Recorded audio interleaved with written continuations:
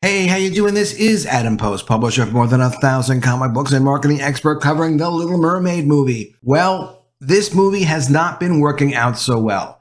Domestically, it's doing kind of okay. The United States does not have that big of a problem with Ariel being recast as a Black Mermaid and them changing up the story and changing the Kiss the Girl lyrics. But as far as the rest of the world, they are not that interested in this version of Ariel. Coming from the Rap Pro, The Little Mermaid reels in $95 million for a 3-day box office opening, but is sinking overseas. On some more tightened up numbers, as of this morning, The Mermaid's now swimming to $117 million opening, boosted by an $80 million promotional campaign. That's the biggest for a Disney live-action title.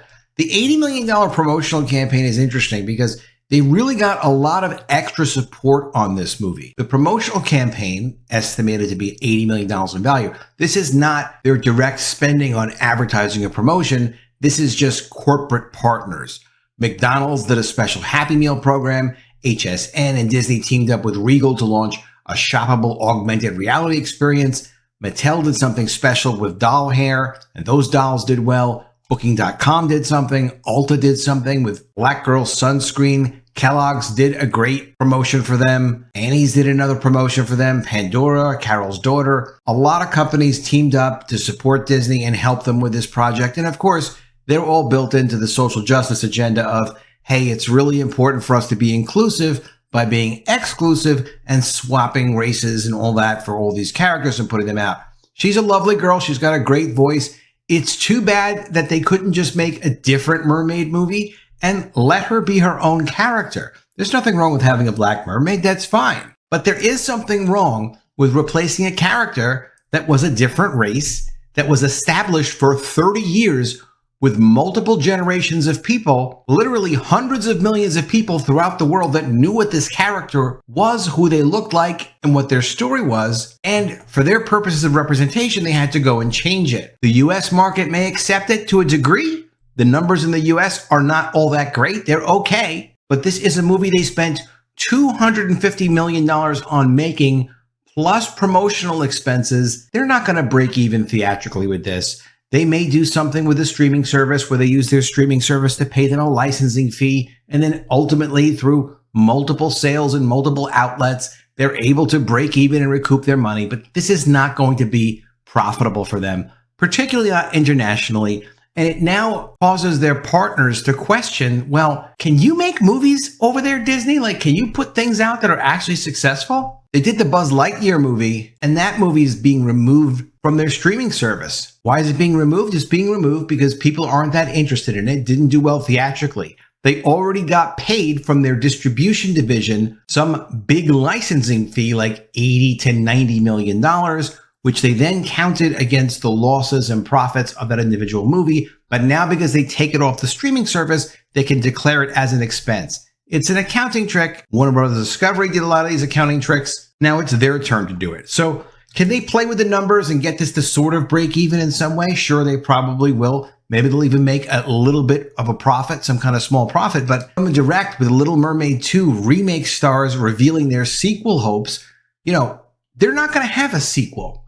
It's ridiculous. They spend years making these movies, and it's not the fault of the actors. They're just getting a job and they're trying to do it.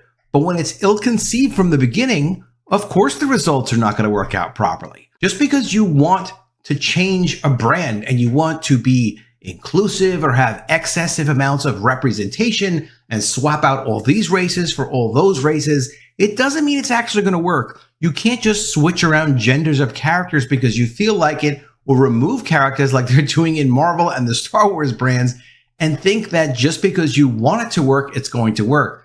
You can introduce additional characters like Black Panther.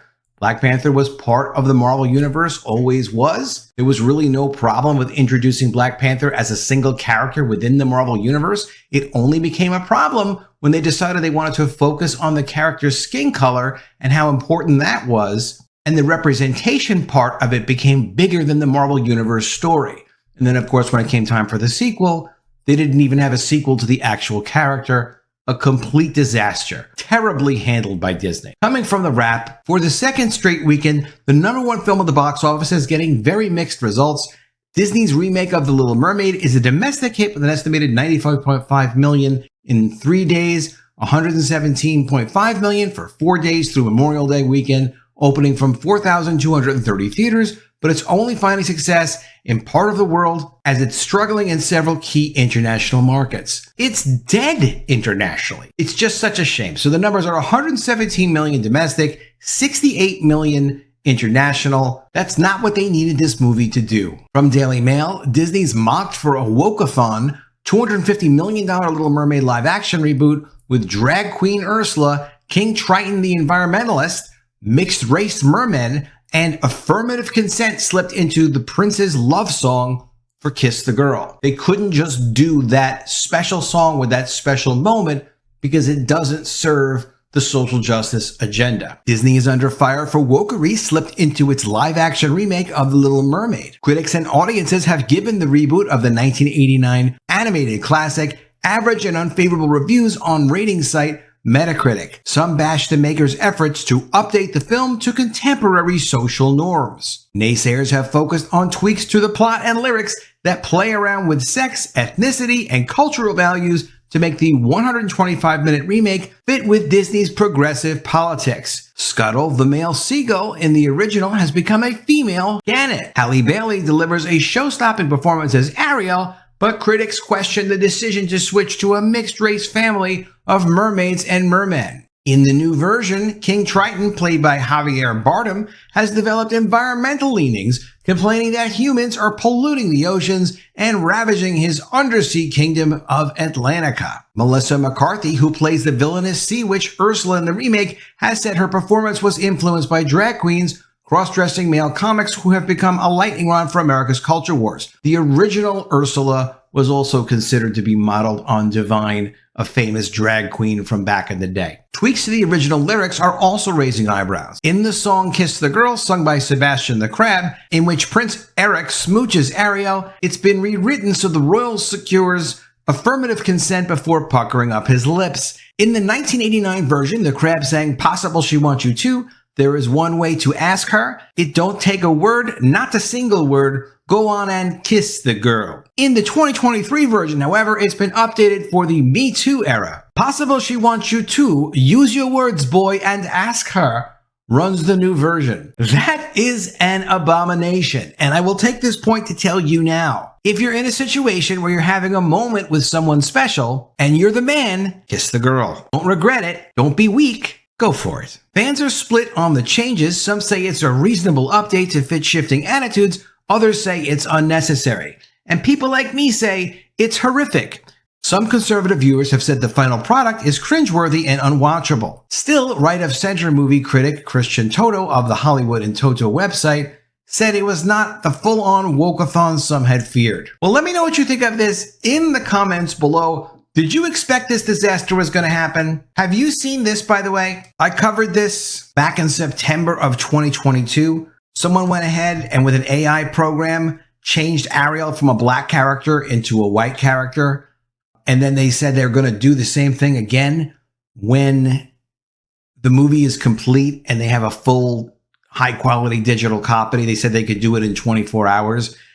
I mean, I don't know if it's necessary or not. I think it's fascinating that the technology exists.